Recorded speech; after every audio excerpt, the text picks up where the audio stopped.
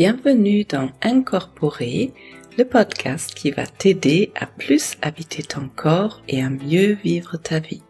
Je m'appelle Olivia Chival et même si je suis médecin dans mon quotidien, ici dans le podcast, il ne s'agit pas d'une thérapie et je ne délivre pas de conseils médicaux. Il s'agit plutôt d'un espace dans lequel j'ai envie de mettre au centre le lien entre le corps et l'esprit et dans lequel j'ai aussi envie de partager des choses que moi j'apprends sur mon propre chemin. Et bienvenue dans ce nouvel épisode, le premier après ma pause d'été.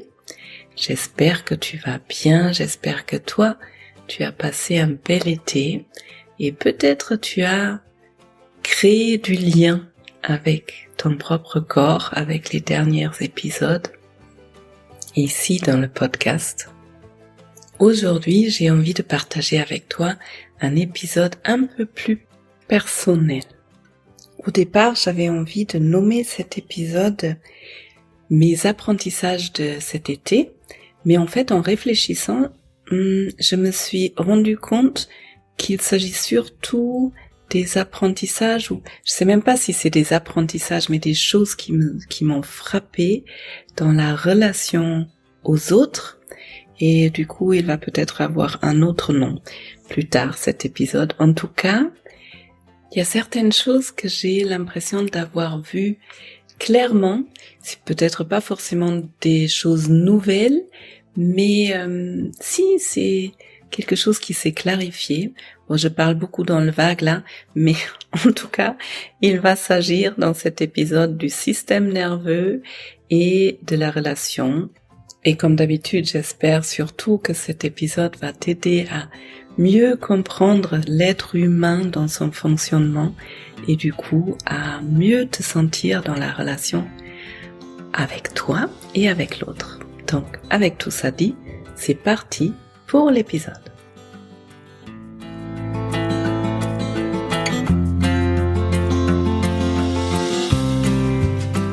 Alors, j'ai envie de partager avec toi je vais appeler ça prise de conscience de cet été que j'ai eu.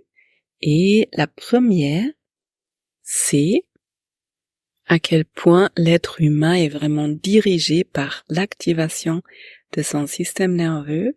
Et j'ai l'impression de voir un peu plus clair à quel point on est vraiment en partie des animaux.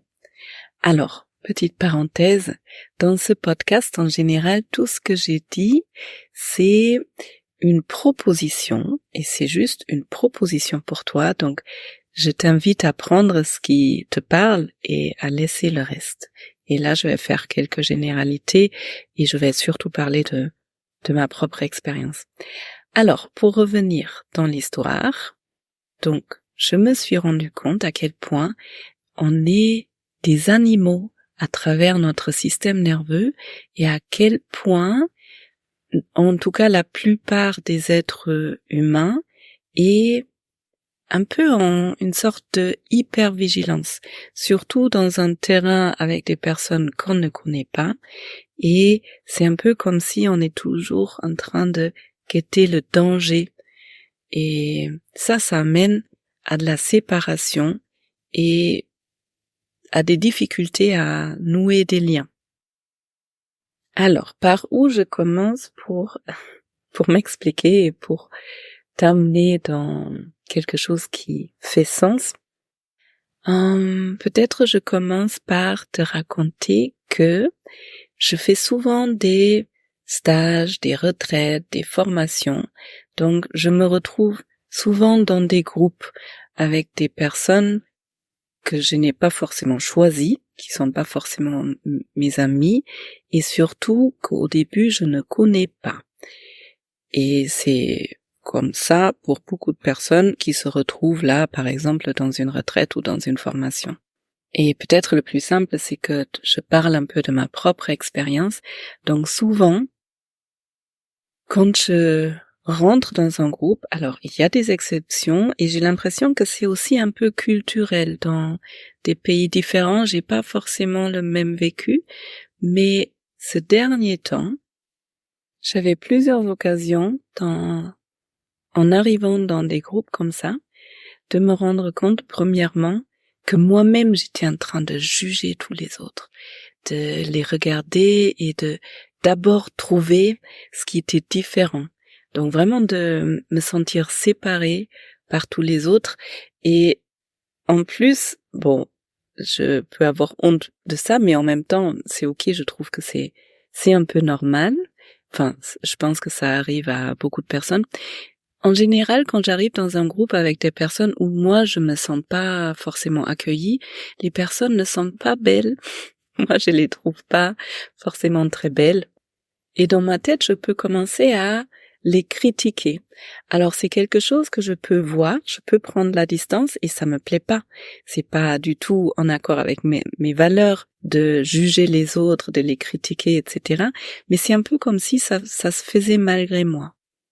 Et en prenant un peu de distance et en observant de façon, plutôt neutre, je peux me rendre compte que je ne suis pas la seule à faire ça dans le groupe, que chaque personne est un peu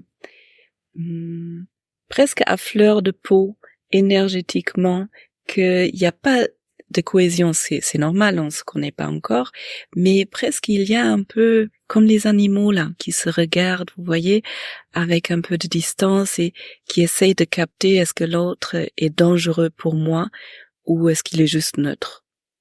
Et quelque part, de façon évolutionnaire, ça peut s'expliquer aussi parce que quand on vivait dans les grottes, la survie, elle n'était pas facile et on était dépendant en quelque sorte d'un groupe.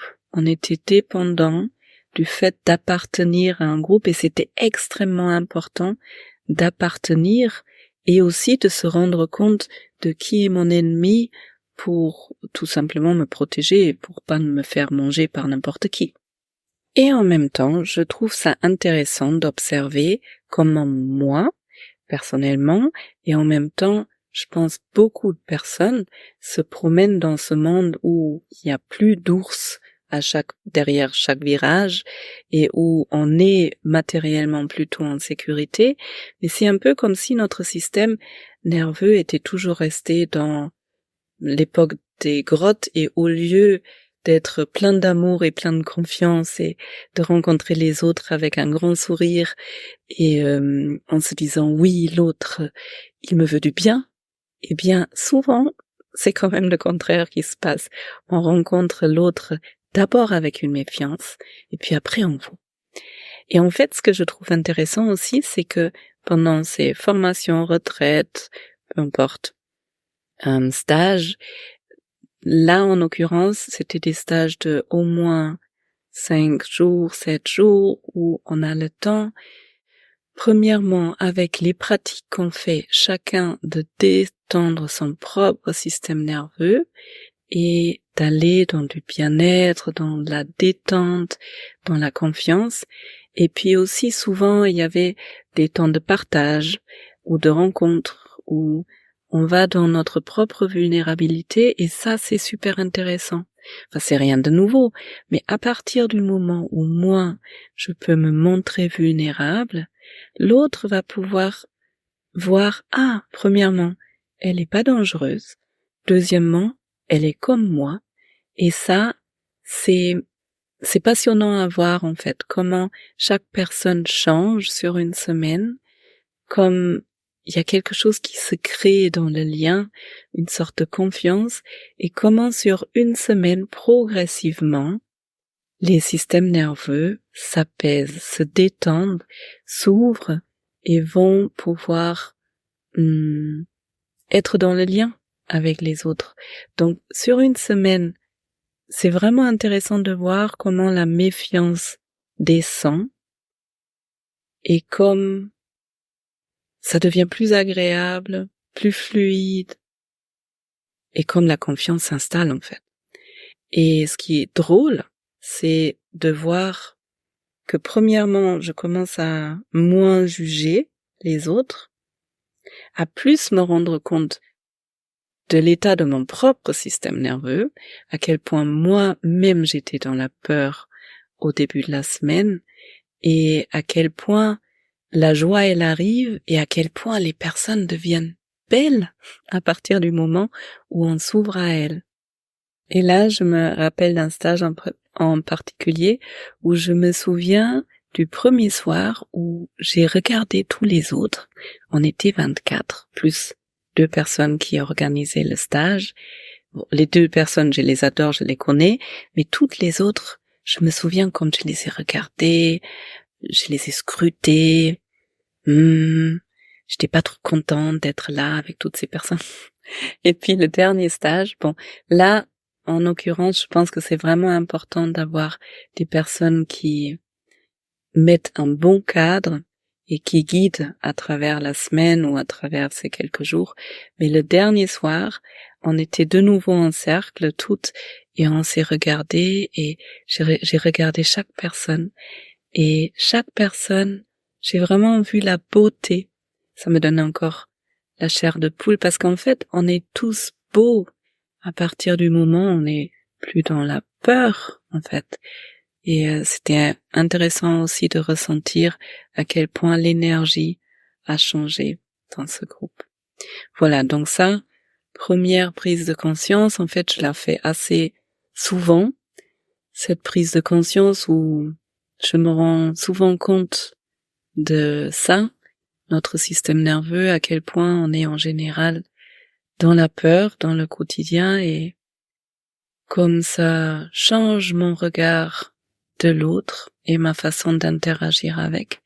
Mais là, cet été, ça m'est venu plusieurs fois, vraiment clairement sous les yeux, et du coup j'avais envie de formaliser ça un petit peu. Et d'ailleurs, ce changement, ça peut se faire dans une retraite sur une semaine, comme ça peut se faire sur une soirée, ou peut-être même sur 30 minutes avec quelqu'un qu'on connaît, où on arrive super stressé, et du coup pas du tout disponible, et puis hop, au moment où ça se pose, tout change, la relation elle change. Bon, point numéro 2, il est très lié au point numéro 1, c'est comment je peux nommer ça, que il y a des émotions qui sont cachées derrière notre comportement. Ou, autrement dit, l'émotion qu'on croit voir en cache souvent une autre. Et pour parler stratégie, ou ça me rappelle que je voulais faire encore des épisodes autour des stratégies, ça viendra. Donc pour parler stratégie, c'est qu'on a tous appris souvent pendant l'enfance certaines stratégies pour survivre dans ce monde. Et tant que notre système nerveux est pas complètement en confiance et en détente, eh bien ces stratégies sont là, elles agissent. Et souvent, elles ne laissent pas voir ce qui est vraiment derrière. Ni à moi-même, quand je suis prise par une stratégie, je suis incapable de sentir ce qui est en dessous, parce que souvent ce qui est en dessous c'est trop douloureux, et c'est pour ça la stratégie elle se met en place. Mais ni je laisse voir à l'autre qui je suis véritablement.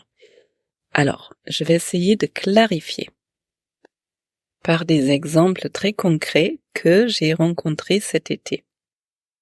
Premièrement, une personne qui se met en colère a souvent une autre émotion derrière. Par exemple, une peur. Ça, c'est un grand classique. Lors d'un de ces stages-là, en début de semaine, donc où tout le monde était encore un peu tendu, il y a une personne qui s'est mise en grande colère d'un coup sur un cadre qui nous a été imposé.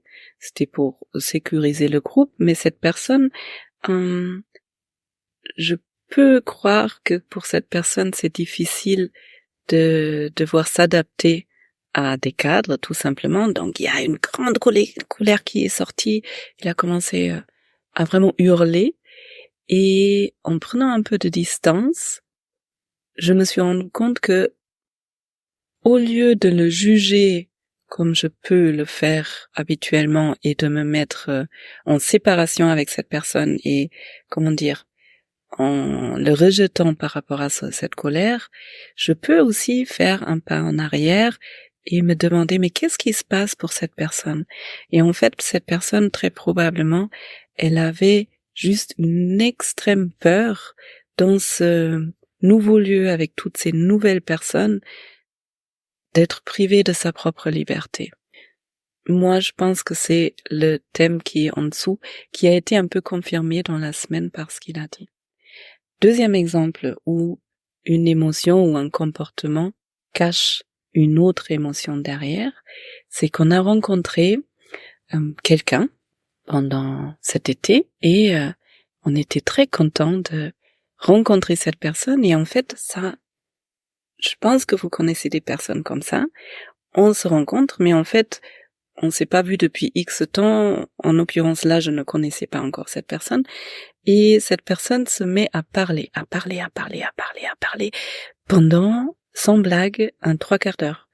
Et en fait, il y avait aucune question par rapport à nous, là je parle de Pierre et moi, et moi surtout j'avais l'impression d'avoir zéro place dans cette non-discussion, parce qu'en fait il n'y avait pas de discussion, c'était une sorte de récit qu'il fallait écouter, entre guillemets, qu'il fallait écouter.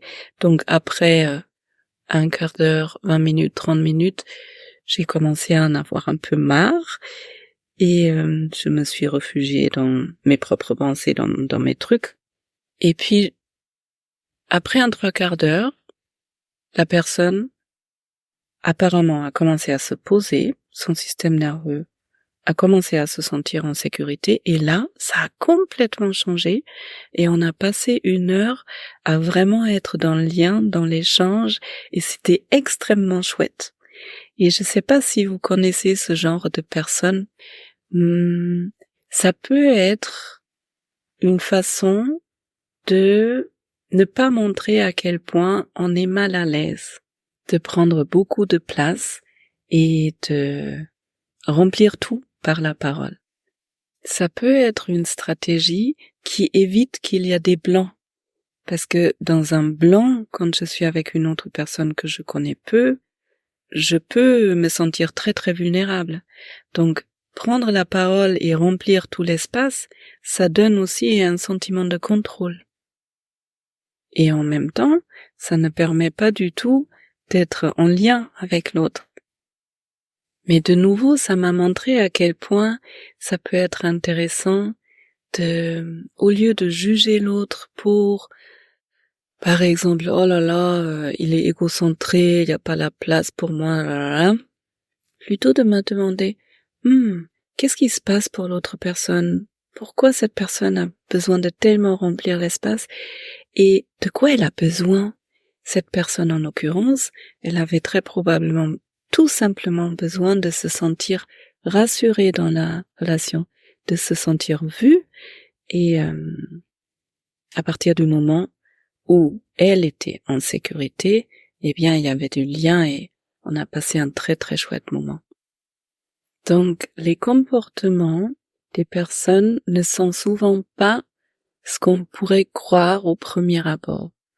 Et ça peut toujours être intéressant de d'abord porter mon regard à l'intérieur de moi, d'apaiser mon propre système nerveux, parce que ce qui se passe en général, par exemple, quand je suis en face d'une personne qui parle là pendant 3/4 d'heure sans me laisser la place, moi je commence à être activée par peut-être mes propres blessures, je suis pas vue, etc., par moi personnellement le temps, je donne autant de temps, mon temps il est précieux, je pourrais faire autre chose avec mon temps, donc mon système nerveux s'active aussi, ce qui fait que l'autre personne en face va moins se sentir en sécurité parce que ça se ressent même si je ne dis rien, et du coup ça va continuer, c'est un cercle vicieux, alors que si j'arrive à porter mon regard à l'intérieur de moi, à d'abord me demander qu'est-ce qui se passe pour moi là? Ok, de quoi est-ce que j'ai besoin moi pour m'apaiser?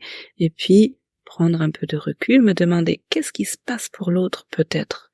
Et peut-être de quoi est-ce que cette cette personne-là aurait besoin pour être apaisée, et bien là, on peut sortir du cercle vicieux. Ce qui m'amène au troisième point que j'avais envie de partager, qui est donc, pour être détendu, il faut être détendu, tout simplement. C'est que je me suis rendu compte, comme souvent, que en début de mes vacances, mon système nerveux, il était encore à fond. J'étais très très très fatiguée.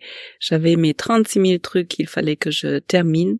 Et quand on est fatigué comme ça, eh bien, c'est assez difficile d'avoir de la distance, d'être soi-même détendu, d'avoir cet espace dans la tête pour se poser la question qu'est-ce qui se passe pour moi, pour l'autre, etc. Dans ma tête, ça allait très très très vite. Et quand ça va vite comme ça, eh bien, moi-même, je n'ai pas l'espace pour être vraiment en lien avec l'autre.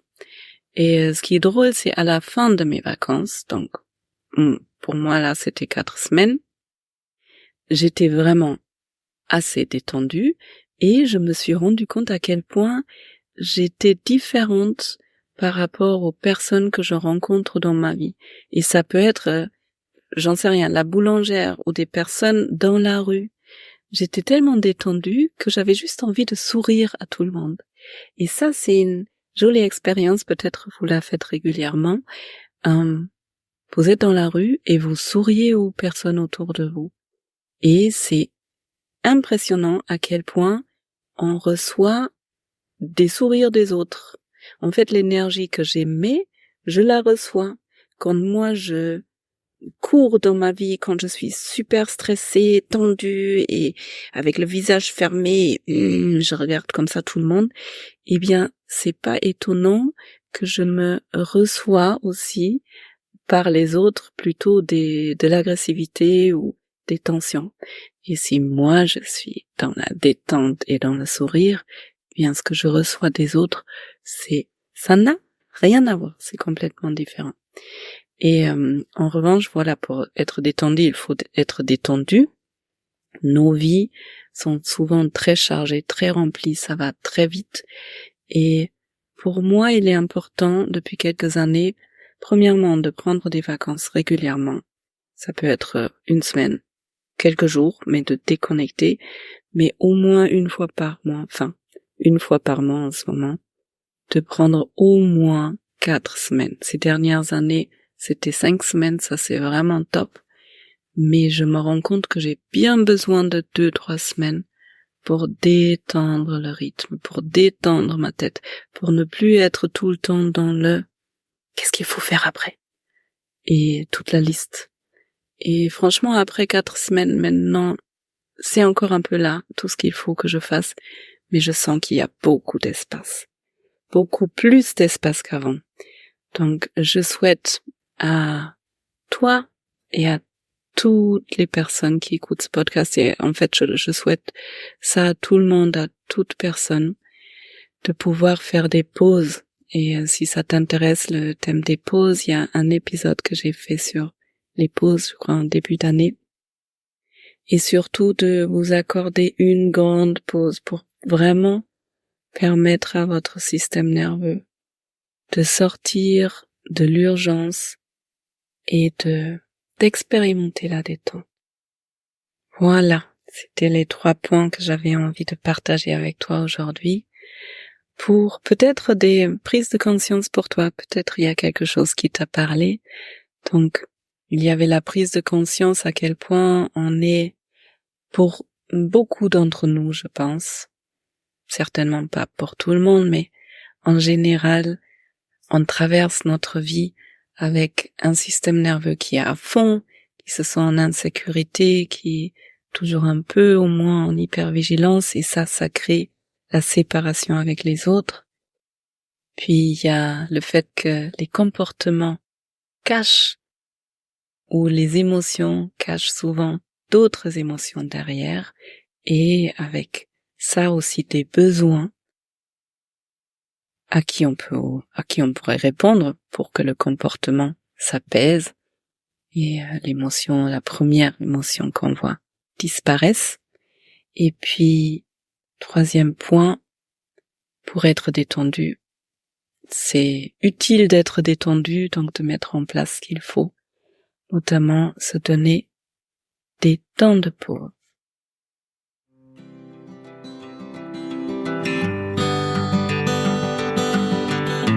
Bienvenue après ce partage un peu personnel, un peu différent.